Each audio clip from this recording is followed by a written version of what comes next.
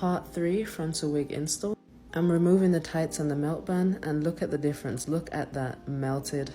Next, I'm gonna comb out my baby hairs using the end of the edge brush because I do not want my baby hairs crunchy and stuck to my forehead. No sir, we wanna make sure that all of them are combed out because we want that soft, gentle look. Now your girl is dressed and ready for the party. What she?